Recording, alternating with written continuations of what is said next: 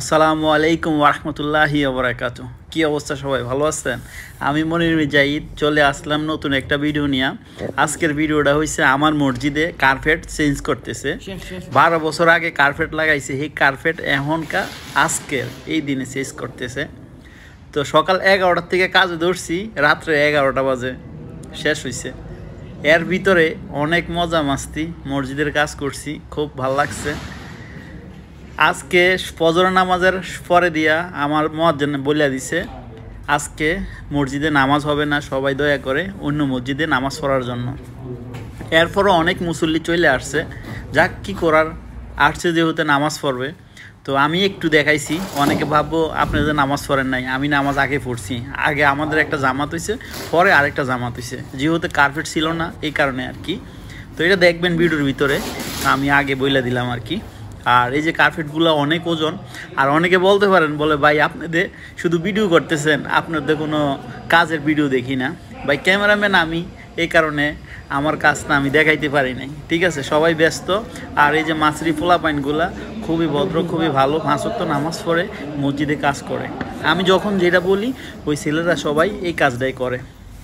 তা আমার অনেক হেল্প হয়েছে, তারা আমারে অনেক হেল্প করছে।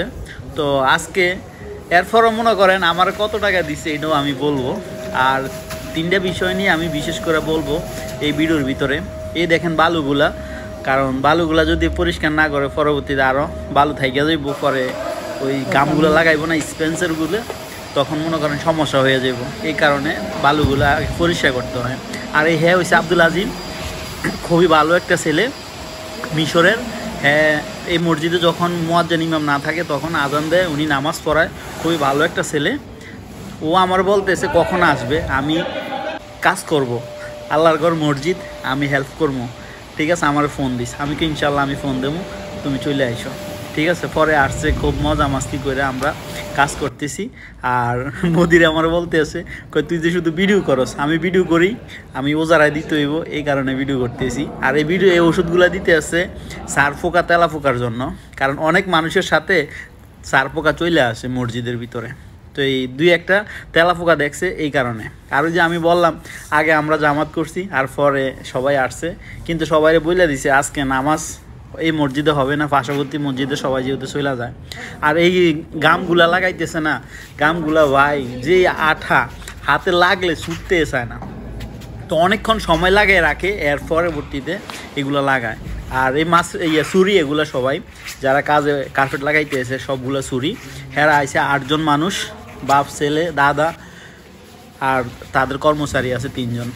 খুবই ভালো, তাদের সাথে অনেক মজা করলাম। আর এই যে বাইটা সারের গায়ে, হ্যাঁ খালি বলতে আছে আমার ভিডিও করস, আমার টাকা দিতে হবে, না হলে আমার ভিডিও করিস না।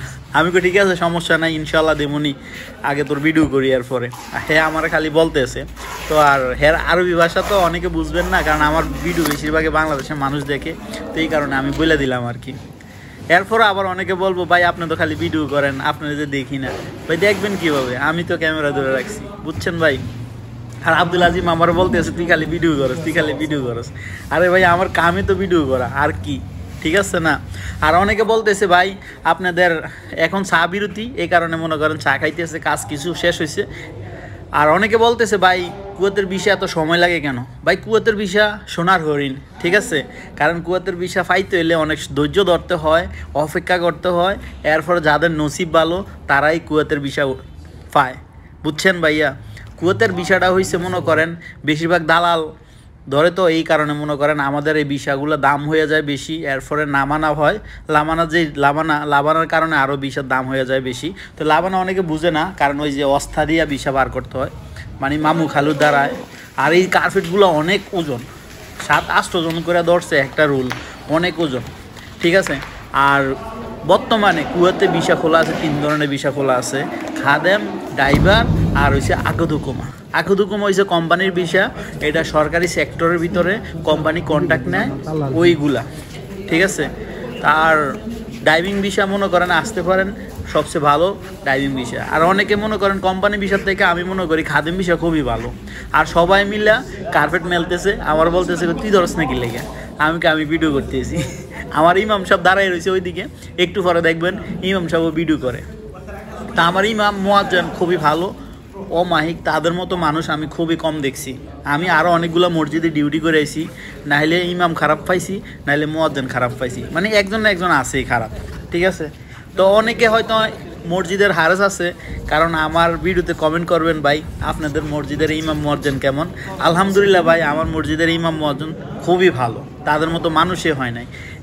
গত এক সপ্তাহ আমার ইমাম মানে অন্য মসজিদে চলে গেছে, আমি কান্না করছি এর জন্য, আমি দোয়া করছি আল্লাহ তার রিটার্ন করো এই মসজিদে।